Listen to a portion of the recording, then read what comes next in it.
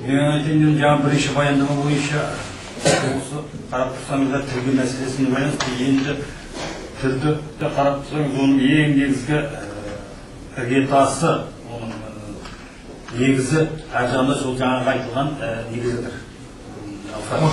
Әліпбиге. Сондықтан екі баяндама екеуі бір негізге тауысқан секілді. Аяғында жаңа айтылған кемшіліктердің бәрі осы әліпбиге байланысты, әліпбиге байланысты шығып жатыр. Мысалы қарап тұрсаңыздар, бір мемлекеттік нелерден барып бір анықтама бірдеңе алатын болсаңыздар, өзі мынау компьютермен беріліп жатыр ғой. Ана жолы осы туралы міне амандық болса, жақында Қазақстан заң газетінде шығады, мемлекеттік әліпбиді бір негізге түсіру керек деген.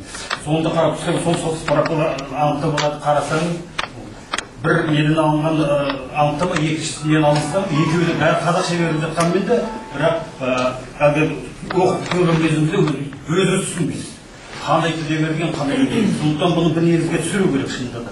Бір әліпбиімізді жасау керек. Соңынан кейін барып, әлгі тіл мәселесі, сосын барып өзі бірге тасып қаланғаннан кейін, әрі қарата қаланып, кірпіш қаланып кететін секілді оқиды.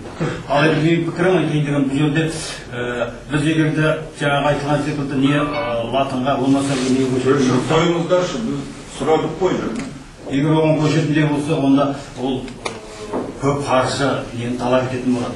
Біреулер айтады, латынға көшсек жақсы, компьютерге тез үйреніп кетеді деген сияқты. Бірақ онда көп әңгімелер ол қазір кезде жақсы болып көрінеді, аз ақша кететін секілді қаржы. Шындығынан келгенде біз әлгі қаншама 70 жыл бойы жазылған бүкіл осы келісіммен жазылған еңбектеріміз, ол деген қаншама қыруар оның бәрін аударып анаған өткізу басқа оның өзі көп қаржы талап ететін болады келешекте. Ал егер оны ауыстырмайтын, оны аудармайтындай болсақ, онда көп біз өзіміздің рухани құндылықтарымыздан айырылып қалатын боламыз. Сондықтан менің айтайын деген ұсынысым, мемлекеттік әліпби осы өзіміздің келісіп қалай жатыр, соны қалдырғаны жөн. Өйткені халықты әрі-беріс неге түсіре бергеннен гөрі, осының өзінде оқи алмай жатырмыз, кітаптарды жөнде оқымай жатыр. Сондықтан оны бірақ реттеуге болады. Оны әрі қарата дамыту. Мысалы, соның ішінде Қ деген әріптердің өздері қарап тұрсаңыздар, қазақтың үнін беріп жатыр ғой. Үнін беріп жатыр. Сондықтан мен ұсынысым солай деген қалсын.